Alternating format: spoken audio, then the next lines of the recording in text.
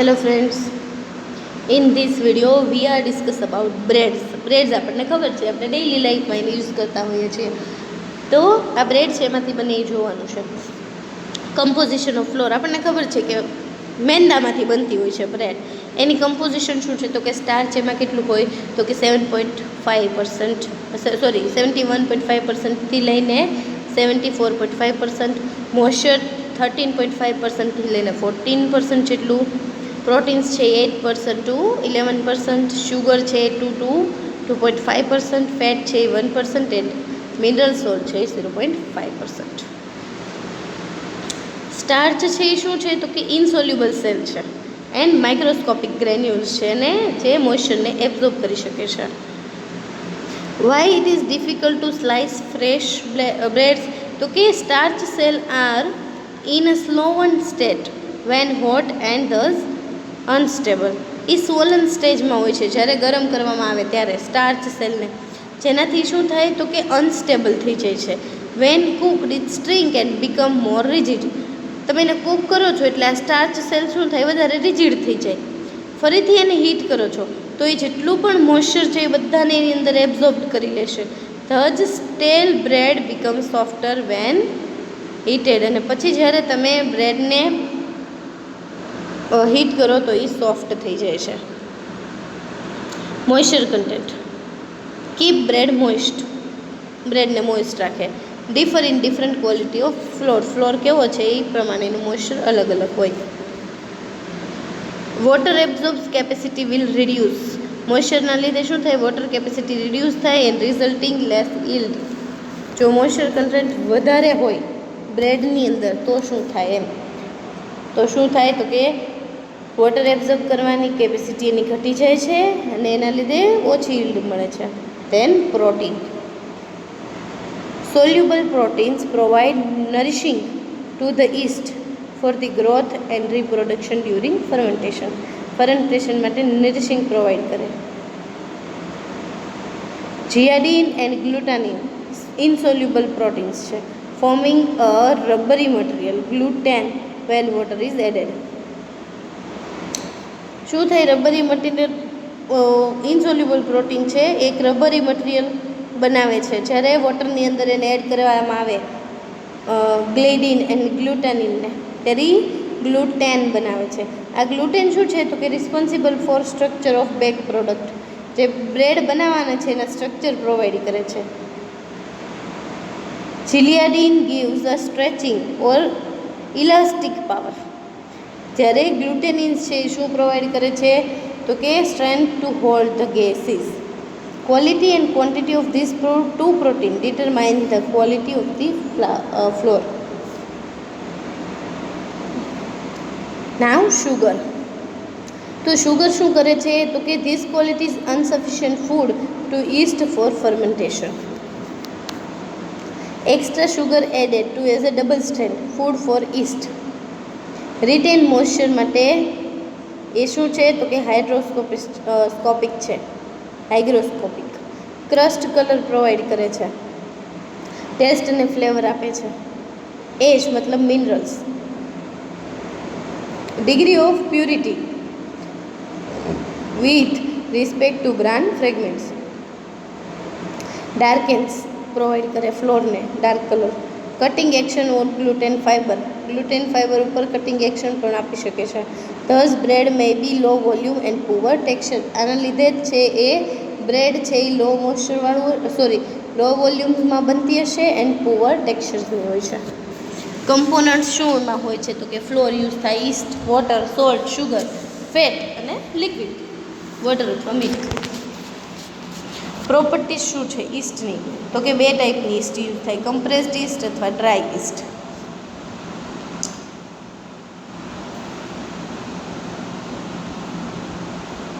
જો dry yeast use કરવાની હોય તો આપણે કમ્પ્રેસ્ડ ઈસ્ટ યુઝ કરવાના હોય એની કરતાં ડબલ ડ્રાય ઈસ્ટ યુઝ થાય. Old yeast develop brown colour and give off bad odour. Yeast should be butter like consistency. Store કરવામાં આવે છે 45 ડિગ્રી ફેરનહીટે. યુનિસેલ્યુલર છે. ફૂડની જરૂર પડે છે, અને મોઇશ્ચરની જરૂર પડે છે, અને ટેમ્પરેચરની પણ જરૂર પડે છે ગ્રોથ અને રિપ્રોડક્શન માટે. જનરલી સિમ્પલ શુગર જ લે છે એ ફૂડ તરીકે. ટેમ્પરેચર એને જોઈએ છે 80 to 85 ડિગ્રી ફેરનહીટ. અહીંયા આપણે ઈસ્ટની વાત થાય છે કે ઈસ્ટની પ્રોપર્ટી કેવી હોય. Enzyme of the protoplasm help the fermenting activity. એના પ્રોટોપ્લાઝમમાં જે એન્ઝાઇમ છે એ ફર્મેન્ટિવ એક્ટિવિટીમાં વર્ક કરે છે. એના એન્ઝાઇમ્સ કયા કયા છે? તો કે ઇન્વર્ટેઝ અને માલ્ટેઝ. જે શું કરે છે? શુગરને સિમ્પલ શુગરમાં કન્વર્ટ કરી દે છે, અથવા તો ઇન્વર્ટ શુગરમાં. જ્યારે ઝાઇમેસ શું કરે છે? તો કે ઇન્વર્ટ શુગરમાંથી ઓક્સાઇડ, કાર્બન ડાયોક્સાઇડ અને આલ્કોહોલ અને સ્મોલ ક્વોન્ટિટીમાં બીજા એસિડ જેવી કે લેક્ટિક એસિડ, એસિટિક એસિડ કે ગ્લિસરીન બનાવે છે.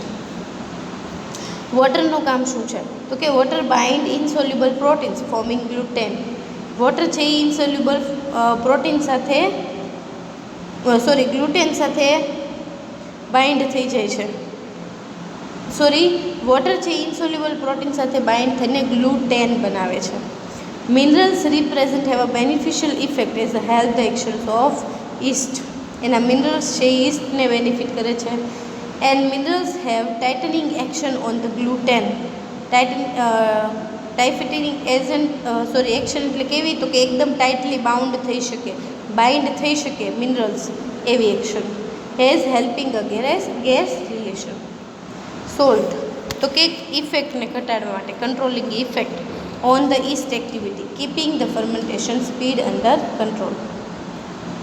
હાઇગ્રોસ્કોપિક તો કે gives moisture and freshness to bread. tightening power on flour proteins thus improve gas retention capacity.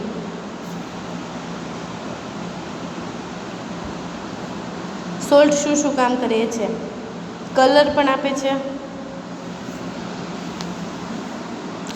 and thus determining quantity of sugar bring present the thought.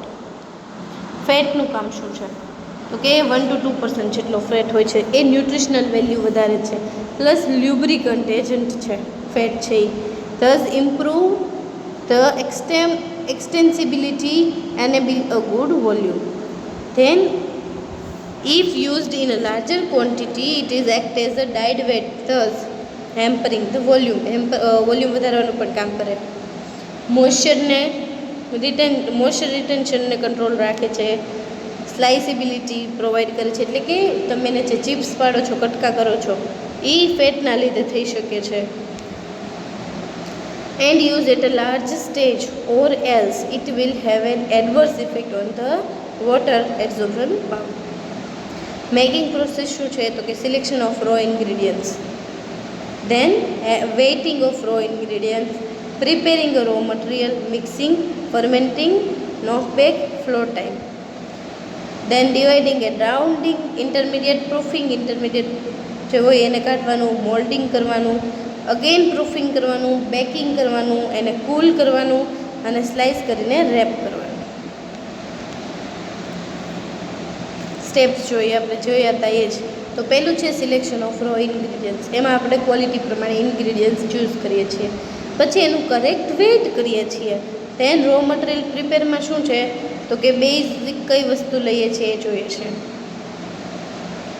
Than એ બધાને wash આપીને એની અંદર East mix કરીએ છીએ, sugar add કરીએ છીએ, salt add કરીએ છીએ. Than mixing સ્ટેપમાં શું થાય છે? તો કે glutenin and gliadin join together to form gluten. આ બંને ભેગા મળીને ગ્લુટેન બનાવે છે. Initially gluten is wet but the elastically at WAP increase the improve dough till become homogeneous. જ્યાં સુધી હોમોજીનિયસ ન થાય ત્યાં સુધી ટફ રહેશે એકદમ. ગ્લુટેન છે એ શું કરે છે? એકદમ ઇલાસ્ટિકનેસ પૂરી પાડે છે. મિક્સિંગના સ્ટેજ શું છે? પહેલું પિકઅપ, પછી drying, clean and development stage. તો પિકઅપમાં શું છે? તો કે even distribute of the all ingredients. Drying અપમાં gluten take up water. Clean અપમાં leaving, sticking and leave the slice of the container. And development સ્ટેજમાં પ્રોપર હોમોજીનિયસ મિક્સિંગ. ધેન એનું ફર્મેન્ટેશન થાય છે. તો એમાં શું થાય છે? તો કે ઈસ્ટ છે એ શુગરનું ફર્મેન્ટ કરીને CO2 પ્રોડ્યુસ કરે છે. એસિટિક એસિડ પણ બનાવે છે. ઓપ્ટિમમ ટેમ્પરેચર જોશે ફર્મેન્ટેશનને કેટલું, તો કે 78 to 80 ફેરનહીટ, 80 ડિગ્રી ફેરનહીટ. અને રિલેટિવ હ્યુમિડિટી એને કેટલી જોશે, તો કે 70 to 75%. Should not be over fermented as become a too soft and sticky and has an open structure and collapses during proofing or baking. then છે knockback. આમાં શું કરવામાં આવે છે, તો કે જ્યારે પોણા ભાગનું ફર્મેન્ટેશન થઈ જાય ત્યારે center come on top in a contact with fresh air and dough is virtually turned upside down. શું કરવામાં આવે છે, તો કે જ્યારે પોણું ફર્મેન્ટેશન થઈ જાય ત્યારે બધું જ સેન્ટરનું જે મીડિયા હશે બ્રેડ બનાવવાનું, સેન્ટરનું મીડિયા એને ફ્રેશની કોન્ટેક્ટમાં આવવા દેવામાં આવે છે, જેનાથી ડફ એટલે અપર એરિયા છે એ બધો અપસાઇડ થઈ જાય છે, નીચેની બાજુ જતો રહેશે. નોકબેકનું રીઝન શું છે, તો કે અનઇવન ટેમ્પરેચર મળતું હોય છે, એ ન થાય એટલા માટે. એટલે કે બધાને સરખું ટેમ્પરેચર મળી રહે એટલા માટે. Then gluten remain in a stretch condition and might collapse with uneven gas pockets. Gluten જો એક સરખું મિક્સ ન થયું હોય તો શું થઈ શકે, કોલેપ્સ બનવાના ચાન્સીસ વધી શકે એન્ડ અનઇવન ગેસનું ફોર્મેશન થાય.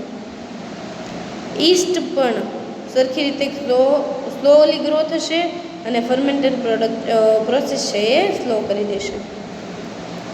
ધેન છે ડિવિડિંગ એન્ડ રાઉટિંગ. તો આમાં શું થાય છે, તો કે ડફ ઇઝ કટ ઇન્ટુ સ્પીસીસ. ડફ એટલે લોટ જે આપણે બાંધતા હોઈએ છીએ ને, એમાં બ્રેડ માટે વાપરવામાં આવે છે ડફ. એને નાના નાના કટમાં કટ કરી દેવામાં આવે છે according the size of mould. મોલ્ડની સાઇઝ કઈ છે એના according. Duff should not be pulled or torn as it may disturb the gluten strain by adversely affecting the final structures of the product. Then છે intermediate proofing. During the dividing process, some gas escapes and gluten strain collapses, giving a rough surface. The gas will tend to escape from the term surface. Cut curve is roasted. જે cut area છે, મતલબ આપણે જે લોટને cut કરી દીધો છે ડફને, એને રોસ્ટ કરવામાં આવે છે, થોડા ટાઈમ માટે રાખી દેવામાં આવે, ફરીથી એને પાછું ફિલ્ડ વિથ ગેસ સાથે ફિલ્ડ કરી દેવામાં આવે છે. And gluten come back to original process. અને જે ગ્લુટેને પોતાની પોઝિશન ગુમાવી દીધી હતી એ પાછી આવી જશે. પછી છે મોલ્ડિંગ એન્ડ પેનિંગ. તો એમાં શું કરવામાં આવે છે, તો કે શેપ આપવામાં આવે કે બ્રેડ કેવી જોઈએ છીએ, ફાઇનલ પ્રોડક્ટ કેવી જોઈએ છે. Then moulding pressure should be even and uneven pressure will result uneven texture. શું થાય, તો કે પ્રેશર સરખું ન દેવામાં આવે, અનઇવન થાય તો શું થશે, તો કે ટેક્સચર્સ પણ અનઇવન મળવાનું છે. They are then put into clean and well greased pan with a proper space between allow doves to increase volume during proofing. શું કરવામાં આવે છે, તો કે એને પ્રોપર સ્પેસ આપવામાં આવે જ્યાં એ સારી રીતે પથરાઈ શકે પ્રૂફિંગ પ્રોસેસ માટે. હવે પ્રૂફિંગમાં શું થાય છે, તો કે એને ઓપ્ટિમમ કન્ડિશન્સ પ્રોવાઈડ કરવામાં આવે. ઓપ્ટિમમ ટેમ્પરેચર કે humidity temperature 95 to 98 degree Fahrenheit અને 80 થી 83 ડિગ્રી ફેરનહીટ જેટલું 83% જેટલી રિલેટિવ હ્યુમિડિટી આપવામાં આવે છે. ચેમ્બરમાં પ્રૂફિંગ કરવામાં આવે છે જેનાથી કન્ડિશન કંટ્રોલમાં રહે અને પછી કોઈ ફર્મેન્ટેશન ન થાય એનું ધ્યાન રાખવામાં આવે છે. ધેન બેકિંગમાં શું કરવામાં આવે, તો કે ટેમ્પરેચર આપવામાં આવે 400 to 480 ડિગ્રી ફેરનહીટ ઓવનની અંદર, ઇનસાઇડ ધી ઓવન. જે ઈસ્ટ સેલ છે એ લાઈવ રહી શકે. ઈસ્ટ છે એ 140 ડિગ્રી ફેરનહીટ સુધી લાઈવ રહી શકે છે. 172 ડિગ્રીએ પ્રોટીન છે એ કોએગ્યુલેટ થવાના શરૂ કરે અને બ્રેડને એક સ્ટ્રક્ચર મળવાનું સ્ટાર્ટ થાય. Weight is reduce due to the evaporation of moisture ઉડી જશે એટલે શું થશે, તો કે રિડ્યુસ થઈ જશે એનું weight. And crust start acquiring golden brown colour, અને બ્રાઉન કલર આવવાનો શરૂ થઈ જશે. છેલ્લે છે કુલિંગ એન્ડ સ્લાઇસિંગ. તો એમાં શું કરવામાં આવે છે તો કે એને કૂલ કાઢવામાં આવે છે, જેનાથી થોડું મોઇશ્ચર એને પાછું મળી શકે, અને દેન એને સ્લાઇસમાં કટ કરવામાં આવે છે. એની મેકિંગ મેથડમાં છે straight dough method, salt delay method, no time dough method, sponge and dough method and ferment and dough method. આ બધી એની મેથડો છે. તો પહેલી છે સ્ટ્રેટ ડફ મેથડ. આમાં શું કરવામાં આવે છે તો કે ઓલ ઇન્ગ્રીડિયન્ટ્સ મિક્સ ટુગેધર, બધાને મિક્સ કરી દેવાના. તેન અમુક ટાઈમ માટે એને ડફને રાખી મૂકવાનું છે. Very strong flour not used, it takes very long time to mature resulting the prolong fermentating process. આમાં શું થાય છે, ટાઈમ ખૂબ વધારે માગી લે છે. પછી સોલ્ટ ડિલેમાં શું છે, સોલ્ટ સાથે મિક્સ કરવામાં આવે, સોલ્ટ અને ફેટ સાથે. Initial fermentation is fast reducing total fermentation time and salt using during the knockback stage. પછી થર્ડ છે no time dough method. Emergency સિચ્યુએશનમાં કરવામાં આવે છે, અને આમાં કોઈ ફર્મેન્ટેશન થતું નથી. ઈસ્ટની ક્વોલિટી છે એ વધારી દેવામાં, ક્વોન્ટિટી છે એ વધારી દેવામાં આવે છે, 2 થી 3 ગણી કરવામાં આવે છે, જેનાથી ફર્મેન્ટેશન ખૂબ ઝડપથી થઈ શકે. કેમ કે અહીંયા ફર્મેન્ટેશન થવા દેવાનું નથી. પણ આ બ્રેડની અરોમા ઘટી જાય છે, અને અનસફિશિયન્ટ ફર્મેન્ટેશનના લીધે શું થાય તો કે પ્રોડક્ટ જે મળવી જોઈએ બાય પ્રોડક્ટ એ મળતી નથી. Then sponge and dough method. આમાં શું યુઝ થાય છે તો કે સ્ટ્રોંગ ફ્લોર યુઝ થાય. Total fermentation time divided into 2 segment. ફર્મેન્ટેશનને 2 સેગમેન્ટમાં વહેંચી દેવામાં આવે છે. 60% to 70% use for sponge and then broken down to water and then eventually mixed with the remaining flour, sugar, salt and fat. પછી પાછળથી એની અંદર આ બધું એડ કરી દેવામાં આવે છે. એન્ડ લાસ્ટ ટાઈપ છે ફર્મેન્ટ એન્ડ ડફ પ્રોસેસ. તો આમાં વેરિએશન ઓફ સ્પોન્જ ડફનો યુઝ થાય. Fluid butter is made using yeast, flour, yeast food and water. When the fermentation is ready, it is mixed into duff and fermented for second stage. Second step માટે ડફ અને ફર્મેન્ટેડને mix કરી દેવામાં આવે છે. મેડઅપ of ફર્નિચ bread. Bread કઈ છે, Danish pastry and ડટ nuts એના type છે. તો આમાં આપણે જોયું, આ વિડીયોમાં આપણે શેના વિશે જોયું તો કે બ્રેડ્સ વિશે જોયું. બ્રેડ્સના કેટલા ટાઈપ છે, એના ઇન્ગ્રીડિયન્ટ્સ કયા કયા છે, કેવી રીતે બને છે, એ બધું જ આપણે આમાં જોયું. Thank you.